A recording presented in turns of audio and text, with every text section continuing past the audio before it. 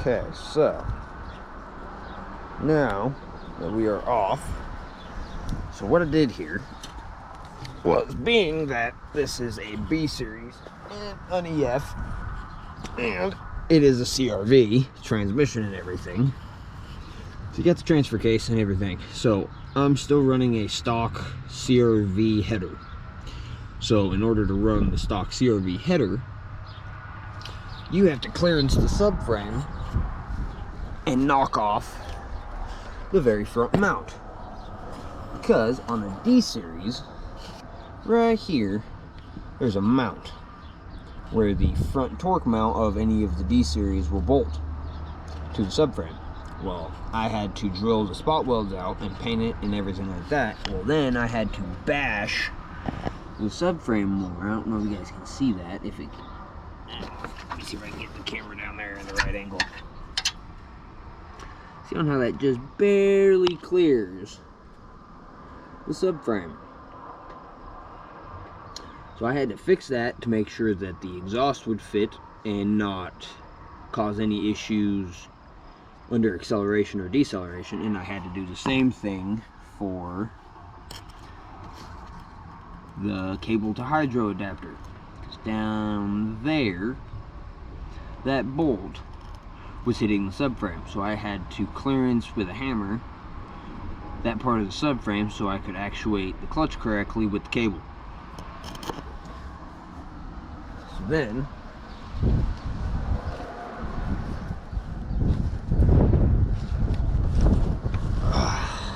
lighting is crap under here. So this is just this section of CRV exhaust that I have rigged up at the moment, and it's just shooting down on the ground right back here by my foot. But this is just a stock CRV driveline, nothing super fancy.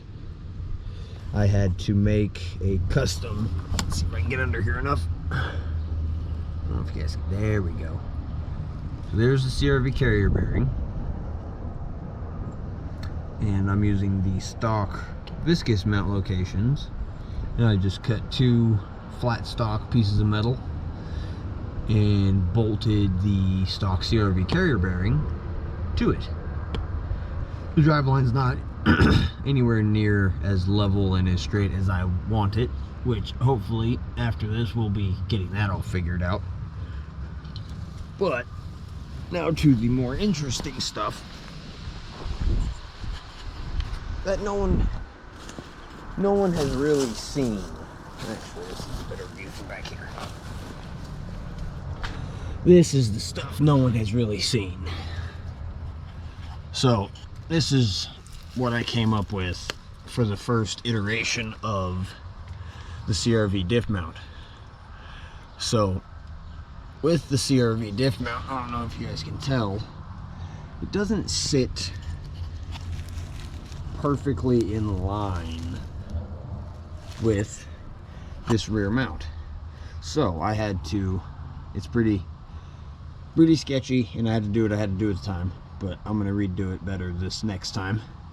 These are just either 13 mil or 1/2 inch sockets that I drilled out with a 1/2 inch drill bit to fit over a factory 17 mil motor mount bolt, or a trailing arm bolt, or whatever you want, a standard 17 mil headed Honda bolt.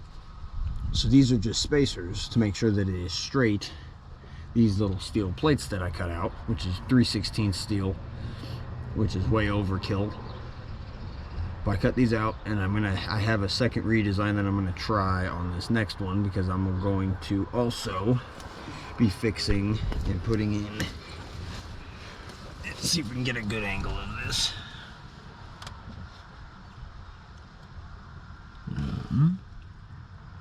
I don't know if you guys can really see that, but this right here, that is a custom made differential mount with the stock Civic bolt locations to the body, and these are all out of really a lot of carbon fiber. This upper diff mount is 100% carbon fiber nylon from top to bottom. I'm not going to tell you where I got it or anything like that, but this is all carbon fiber that I based and designed off of the stock wagon rear diff mount. So let's see if I can get you guys all the way underneath, get you a better view at it. It is a little tight, but it is the exact stock dimensions of a RT four-wheel drive upper differential mount. But the CRV diff does not have the same bolt spacing to mount the diff to that mount. So it's a closer bolt spacing. So I had to come up with a much better design on, because I was going to alter the stock Civic upper diff mount just to accept the CRV diff. Well, that couldn't happen. It would mess with the structure of it and it would make it flimsy and weak. So I came up with this design. And maybe one day I'll have this out so you guys can actually get a good look at what it's supposed to be. But I do have a cardboard cutout that I can give you a rough idea. But as far as I know, this is the first documented Honda Civic wagon that has a full B-Series CRV drivetrain. All the way down to the little itty-bitty CRV axles. So with the wheelbase width-wise on a Civic wagon, you can use 2 passenger side CRV axles for the diff. But the driver's side uses a different dust ring. This little guy right here. This is a passenger dust ring. The driver's side is a different style. So you just have to tap the driver's side dust ring off of a driver's side axle and tap it onto a passenger side axle, and they will be perfect length to put into the rear of a Civic, because the CRVs are not center mounted diffs and neither are the wagons. They each have different length axles. Well, the way that I spaced the CRV diff mounting to the diff mount that I made is I centered the rear diff as close as I could to the chassis to be able to utilize as many OEM parts as I possibly could. Even if you just, everything in here is basically from a junkyard minus the transmission and the driveline. The driveline came out of an old CRV I had that I sold to a buddy. The axles came out of a junkyard CRV, and this rear diff came with the transmission that I bought from a guy off of Marketplace. So once we do all of the stuff up front, we'll get a little bit more in depth into this with the redesigned upper mount that I have and the redesigned rear mount that I have, and hopefully we'll be able to get the drive line more level and straighter, because it's not the straightest and it's definitely not the most level. I kind of just threw it together in a weekend and made it run and drive just to have some fun. But now it's back to the front, back to the real work.